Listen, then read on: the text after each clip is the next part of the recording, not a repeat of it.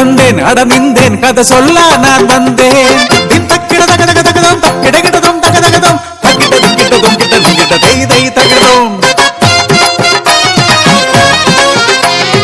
അലങ്ങച്ചൂരമടയിൽ നിന്നും കുറത്തിയെത്തുന്നു, ജീവിത കഥകൾ പാടുവാനായി കുറത്തിയെത്തുന്നു.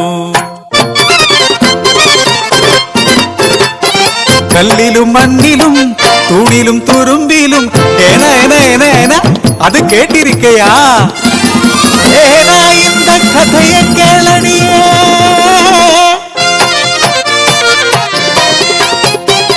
കല്ലാ ജീവിതം ശാപത്താൽ പേറിയ അഹല്യാദേവി തൻ ശാപകഥ.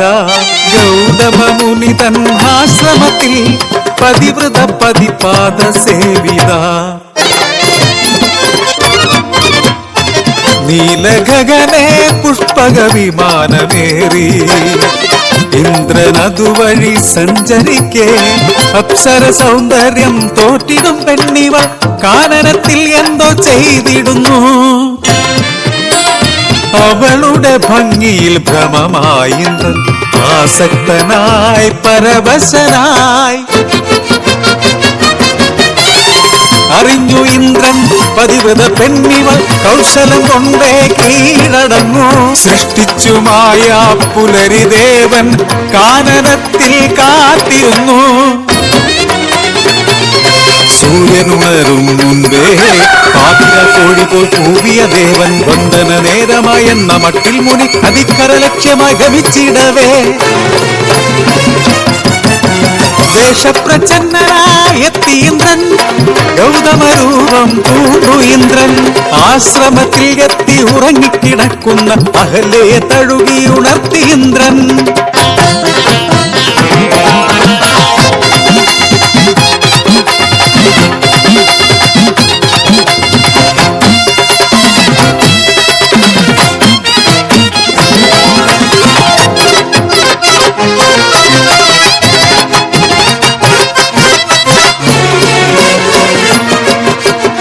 നദിക്കരയെത്തിയ ഗൗതമമാമുനി വന്ദനത്തിനൊരുങ്ങിയിടവേ.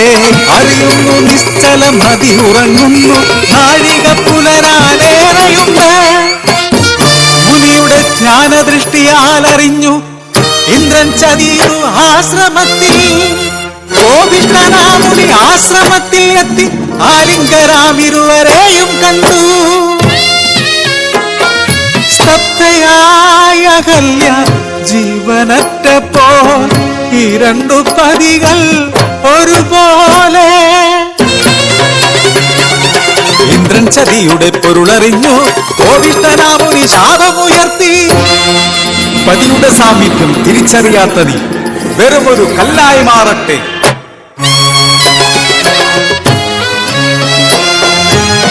കളങ്കിതയായ അഹല്യാദേവി കരഞ്ഞിടുന്നു, സ്വയം പഴിച്ചിടുന്നു. അറിയാതെ തെറ്റിയൻ നാഥനെ അർഹിച്ച ശിക്ഷ തന്നുവല്ലോ.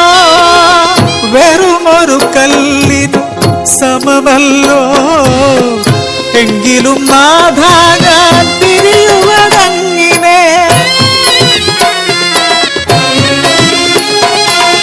പത്നി തൻ കഥനം കേട്ടു മുനിയുടെ കരളുമറിഞ്ഞു. രാമപാദ സ്പർശനത്താൽ ശാപമോക്ഷം പത്നി നീ ക്ഷമിച്ചിടൂ. കഥയിൽ കല്ലില്ല പതിരില്ല, കഥ കേളടി, കഥയുടെ അർത്ഥം അറിഞ്ഞിടടി. കല്ലുപോലായി മാനവരിന്ന് കാണേണ്ടതൊന്നും കാണുന്നില്ല. സ്വയം മനസ്സൊരു കല്ലായി തീർന്നു, മനസ്സൊരു കല്ലായി മാറിയവർ.